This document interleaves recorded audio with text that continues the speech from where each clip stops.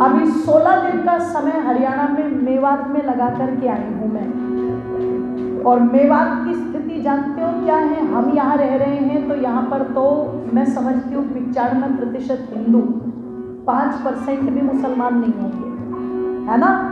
पर मेवात का इलाका ऐसा है 80% मुस्लिम और 20% हिंदू।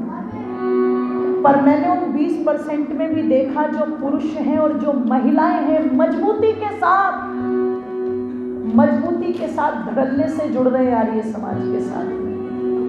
अभी 16 दिन का समय ऐसा रहा कि भारी भरकम भीड़ इस कोरोना जैसी परिस्थिति के अंदर चलते हुए भी, और सबने संकल्प लिया, और जिस दिन से मैं वहां से आई हूं निरंतर वो सारी गतिविधियां चल रही हैं वहां पर, क्योंकि यहाँ तो बहुत सामान्य सी बात है। वहां पर लव जिहाद, घरों को छीनने के षड्यंत्र, लड़कियों को भगाने के षड्यंत्र, मुस्लिम बनाने के षड्यंत्र जोरों शोरों पर चल रहे हैं। पर वो 20% भी कम नहीं है, वो अपनी ताकत के साथ अड़े हुए हैं, खड़े हुए हैं। वो ताकत सब जगह बनानी पड़ेगी। मैं विरोध नहीं कर रही हूँ मुस्लिमों का, मैं भी सम्मान करती हूँ अगर वहां पर कोई एपीजे अब्दुल कलाम जैसा व्यक्तित्व आ जाता है।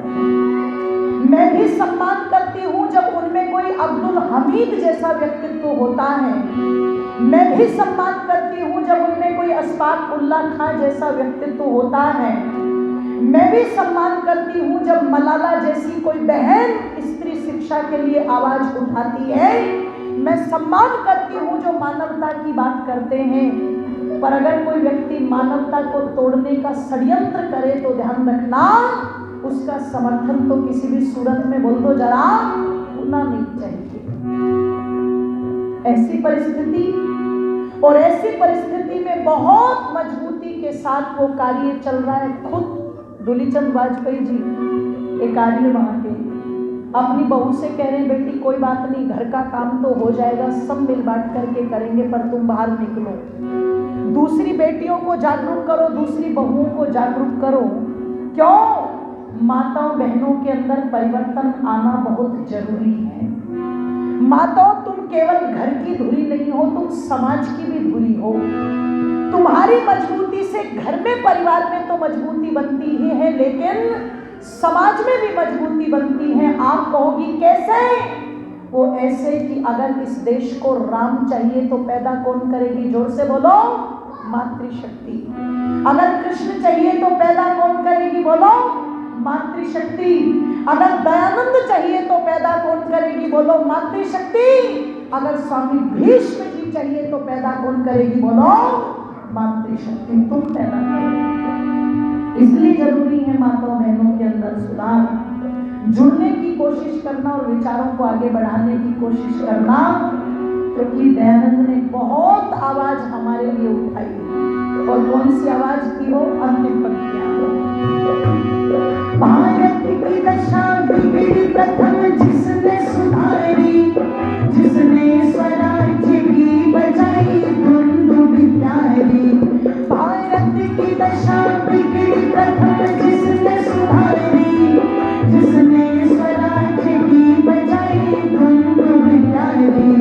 जिसने पुनीत वेद नीति रीति प्रसारी, विचार उसने हर्षदेव दयाल की भारी। सो वर्ष तुमसे प्रकाश झुक न सकेगा, बादल में अधिक वेद सूर्य छुप न सकेगा। सत्य धर्म का प्रचार कभी रुक न सकेगा, बादल में अधिक वेद सूर्य छुप न सकेगा।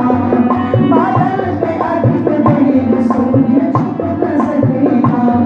बादल में अधिक वेद सूर्य छुप न सकेगा।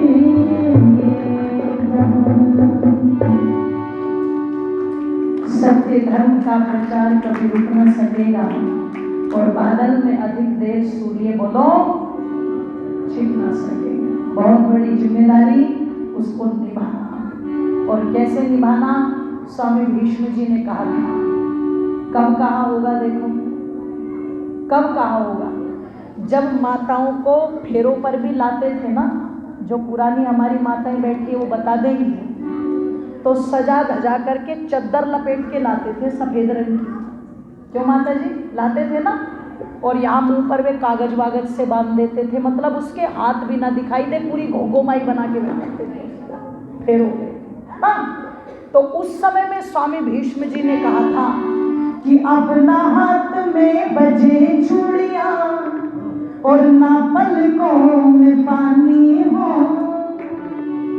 कि अपना हाथ में बजे चूड़ियां ना पलकों में पानी हो, ऐतिहासिक अंगारों पर अंकित जल रही कहानी हो, ऐतिहासिक अंगारों पर अंकित जल रही कहानी हो, अपना हाथ में बजे चूड़ियां ना पलकों में पानी हो, ऐतिहासिक अंगारों पर अंकित जल रही कहानी हो, ऐतिहासिक अंगारों पर अंकित जल रही कहानी हो। हार फेंक दो पर्दा और तोड़ो घूंघट के घेरों को, ऊषा सी चल पड़ो चमकती लेकर साथ सवेरों को, ऊषा सी चल पड़ो चमकती लेकर साथ सवेरे को, देश धर्म की रक्षा के लिए माता बहन काले बने, कर चंडी का रूप ये सारी क्रूर काल विकराल बने, हर वीरांगना भारत की अब, हर वीरांगना भारत की अब झांसी वाली रानी हो, ऐतिहासिक अंगारों पर अंकित जल रही कहानी हो, ऐतिहासिक अंगारों पर अंकित जल रही कहानी हो, अपना हाथ में बजे चूड़ियां ना पलकों में पानी हो, ऐतिहासिक अंगारों पर अंकित जल रही कहानी हो, ऐतिहासिक अंगारों पर अंकित जल रही कहानी हो, ऐतिहासिक अंगारों पर अंकित जल रही कहानी हो, ऐतिहासिक अंगारों कहानी हो, अंकित जल रही कहानी हो, अंकित जल रही कहानी हो।